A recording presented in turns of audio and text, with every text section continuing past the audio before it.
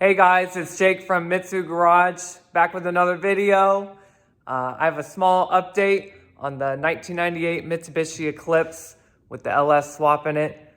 Things haven't really gone well, but they haven't gone bad either, but I'm trying to give you a small couple details on what's been going on lately, so let me show you. All right, one thing I haven't really asked you guys yet, but is there anything you guys want to see on the LS Eclipse? I mean, we've already covered the hood, the custom hood we got for it. We got the wheels already. We're gonna have some fender flares on it. We're pretty set on our OEM black interior. And then we're also gonna have the OEM high-rise wing on the back. But is there anything you guys wanna see? A body part, performance part, paint color? I mean, let me know what you guys think. I'm open to all options right now. And please don't say a 4G63 because it's not gonna happen. It's too late. So first we'll start off with the bad. The car does have all new hubs and bearings on them. The front has some GST front bearings and hubs. They're Timken. I heard they're pretty comparable to like OEM quality. And then on the rear, we have some all-wheel drive hubs. These are Centrics, and they're off of Rock Auto. It was about the only option I could find, but these seem to be working all right. I haven't drove the car yet, but we'll have to wait and see on that. But the problem is the front. Now these are Timken new hubs and bearings already pressed together and shipped to me. And if you notice, the wheel hub has like a lot of slop to it right now. I don't know if you guys can tell or not. So I just grabbed someone to show you guys, but there's a lot of play right now in those bearings. Also, I just wanted to mention before anyone said anything, the front doesn't have any axles because the car now is going to be rear wheel drive. But instead of having the axle there, we have a 7/8 bolt that's grade 8 in place of where the axle would be. So I'm probably gonna have to order some new hubs and bearings. I'm a little disappointed in this. I thought it'd be a little better quality. I thought it'd be comparable to OEM. But it disappointed me because I paid more money for these than I did on the rears. And you know, these were from Rock Auto. And I mean, we'll have to wait and see, but gonna have to order some new ones. Also, I wanted to show you guys some more bad news, but we couldn't get the stock shifter to work. Let me show you here. So originally, we were gonna use a stock 2G automatic shifter. And if you keep in mind, like I said in the previous video, we have a GM 4L60E transmission. And this is a 3-gear shifter, and we need a 4.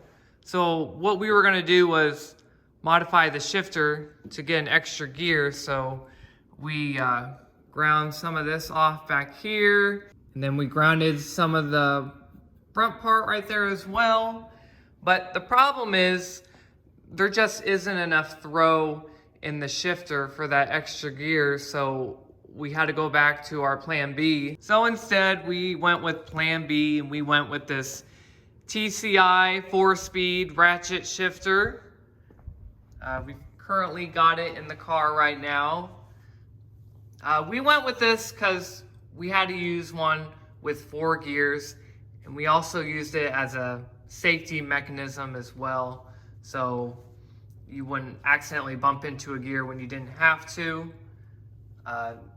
We're gonna use a manual boot on it, and the center console doesn't have to be modified or anything, so it should just bolt right in and everything will fit the way it should, and it'll look somewhat like it belongs there, but it's as good as we can get, and the car will also be safe, so that's a plus for us. So also, if you guys notice, we made this bottom part of the transmission tunnel right here, but it just wasn't fitting in the center console correctly. So we had to make this stand it sits on so it sits more flush with the center console. But with that sand in there now, it fits in the center console perfectly. So I think it's gonna turn out really nice. It might not be exactly stock, but I'm doing our best to keep it as stock as possible. And for our next thing, I don't know if you guys would count this as bad, but it's kind of a mix of both. But we have the stock GSX gas tank in. So currently we have the stock GSX gas tank installed. I have the fuel pump for the passenger side, and then we were able to get the crossover on the driver's side. But one thing we didn't really think about was we're missing this connector on both sides, and we need some wire along with it. One of my friends on Facebook, he might be helping me out with that, but he also sent me a link to where I can just order the connector and we could solder on our own wires. But I'm gonna have to look more into that because I just literally got that like 5 minutes ago. But that's the one thing we're missing right now. It's just the 2 connectors, but we are so close to getting it running. But it's just little things, you know, you overlook or don't think about. We're learning here, so I'm not a professional by any means, and I'm not an expert, but I'm just here to show you things we have ran into, and hopefully we could save you guys a headache. So as you know, in the stock GSTs, there's only one opening on this side for the fuel tank, so we had to cut open this side, and then we also made this plate for it because I don't have the stock plate that goes over it. So we just made a plate right there to go over it. So there's a lot of negative stuff, but there's a lot of good things too. So I might be your guys' new best friend now, but let me show you. So as most of you know from our last video, we're prepping the car for paint right now. So we were able to get all the glass out. So we got the windshield, the rear quarter windows, the back glass, the sunroof, and one of the problems we keep running into is moldings. So I was able to order an OEM windshield molding. I'm able to order a sunroof molding. I was able to save the rear quarter windows. Also, I was able to save the back glass. And we didn't get an OEM rear hatch glass because you can't order that now. It's obsolete. But we do have a somewhat direct replacement, so it looks almost stock. So I had everything for the car so far. So I was able to order the passenger side lower window molding here. I could not order the driver's side because it's discontinued. But the problem is I had to get these off for paint, and they're technically kind of a one-time use trim.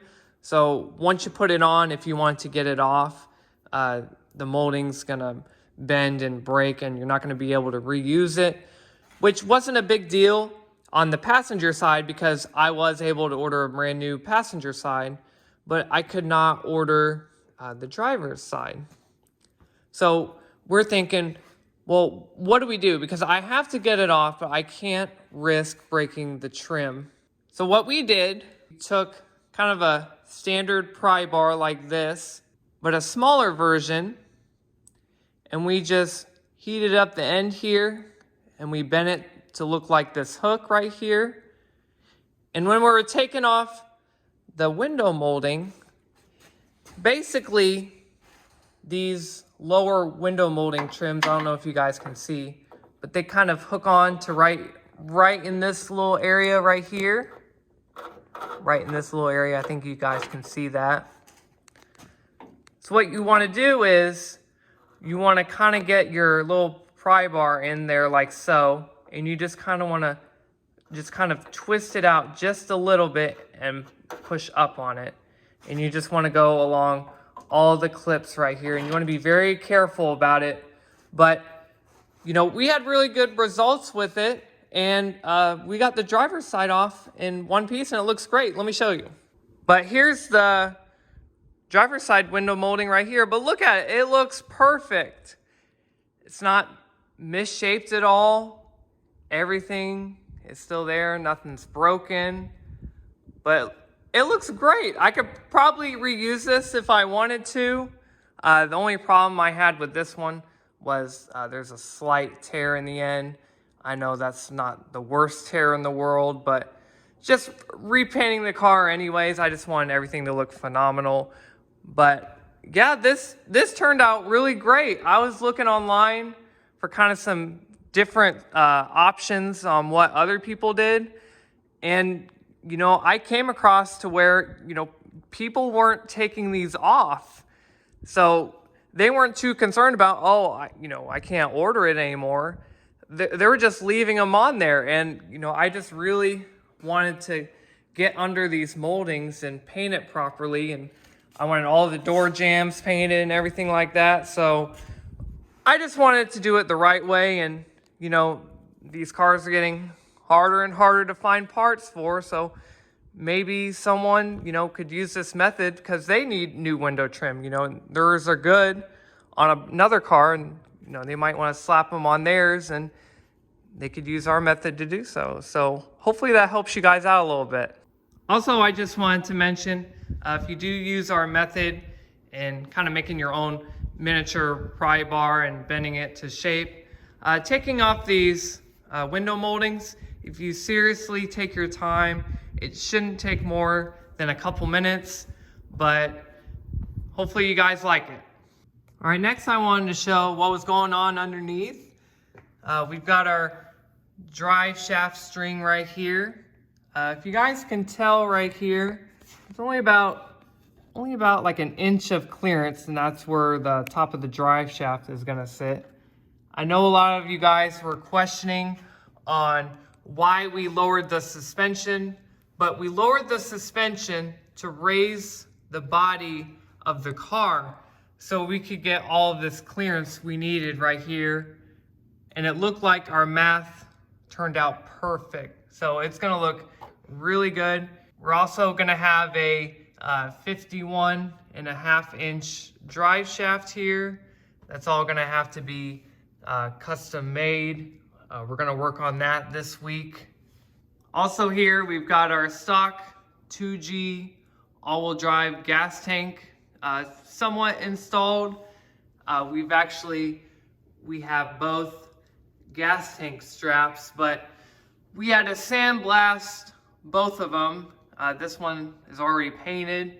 At the time, the other one wasn't sandblasted yet, so we just kind of threw it up there just to see how everything fit. But now, since we got everything to fit in its correct place, we started to sandblast that, and it's currently been painted, and we're waiting on that to dry. So that's why it's not in there yet, but we do have both straps. But yeah, we sandblasted the original ones. I don't know if I have a picture of that. I'll have to throw it up here, but they looked pretty bad, but they look really good now. I like how they turned out. Also, we don't have our fill tube connected yet. We do actually have all the parts for the fuel tank here. We just don't have them installed yet, but we do have them. The only thing we're missing from the fuel setup is just a few electrical connections, but that's all. But we should have those soon. Also, we know we don't have the stock metal shield that goes underneath the gas tank. Ours is in pretty bad shape and it's too rusted out. I'm currently looking for a replacement for it. I've reached out to a couple people to hopefully get one, but I have yet to hear from them. But hopefully we find one soon.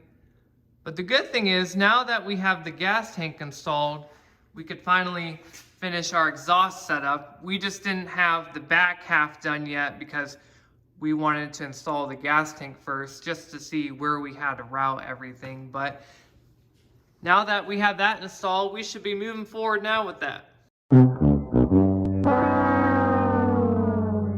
We have both radiator hoses connected. So we have the two right here connected to our reservoir tank. And then we've got our bottom radiator hose here going from the water pump to the bottom of the radiator. And then we have both of our fans in place right here. And then we have it wired to this fan control module right here. So these are actually wired independently. So the main fan is right here on the passenger side. So once the engine hits about 160 degrees, this fan will come on. And then once the engine reaches about 180, both fans will run at the same time. And also, we have them independently fused right here in case something goes wrong. Also, I wanted to show you guys, we got our steam port installed here. So we've got it running from here all the way through, and it loops through, comes out here, all the way to the reservoir tank. Some people will call this a steam port or a crossover, but what the point of this is to help the engine from getting vapor locked. So looks pretty good so far. So far we've talked about the good, the bad, but now let's talk about the ugly. So right here is our engine dipstick. Now keep in mind we have the manifolds on backwards, and where the motor mounts are located, this is almost near to impossible to figure out. So 2 dipsticks later, we have finally bent this to shape so it functions correctly. So this dipstick is off a truck motor, and as you can tell, it's fully functional now and it works, but never thought in a million years it would be so difficult just to figure out a dipstick on this vehicle. So we finally got it, but man, was it ugly. So I've had a lot of messages and comments about people asking me, what's under the 2 car covers back there? Well, I want you guys to leave a comment and let me know what it is. Let me know year, make, model, let me know it all. Let me know all the information you could think of, but we'll be showing that next week in a new video. But one of them will be for sale soon, so you'll have to let me know what you guys think they are. All right, that wraps up this week's episode. Thank you so much, guys, for watching and the continued support. Hopefully you like what's going on so far. I'm gonna try to get a couple more parts for the car, and hopefully we can have this running. The car should be in paint soon, so I'm excited for you guys to see that. But yeah, thanks again for watching, and I'll see you guys next Sunday.